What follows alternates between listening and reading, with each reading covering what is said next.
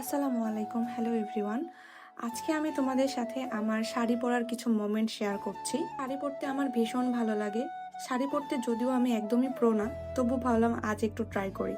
অনেক কষ্টে শাড়ি পরে ঘুরতে বের হয়েছিলাম, কিন্তু কি যে অবস্থা, আবহাওয়া একটুও ভালো ছিল না, ছবিগুলো ঠিকমতো ভালো আসলো না।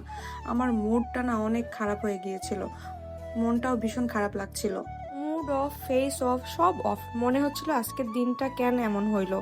তারপর নিজেকেই বললাম, এইভাবে মন খারাপ করে বসে থাকবি? সোজা ঢুকে গেলাম একটা রেস্টুরেন্টে। অনেকক্ষণ ওয়েট করার পরে আমাদের খাবার চলে আসলো।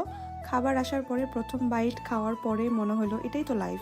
শেষে আসলে বুঝলাম শাড়ি পারফেক্ট হোক বা না হোক, ছবি ভালো আসুক বা না আসুক, খাওয়া আর নিজের খুশিটা ঠিক থাকলেও দিনটা সুপারহিট লাগে। শাড়ি পরে হিরোইন হওয়া কঠিন, কিন্তু খাইতে বসলে লাইফ সেট। সব দিন পারফেক্ট হয় না, কিন্তু নিজের খুশিটা নিজের হাতেই থাকে। এনিওয়ে, দিনটা শেষে ভালোই ছিল। See you in next blog. আল্লাহ হাফেজ।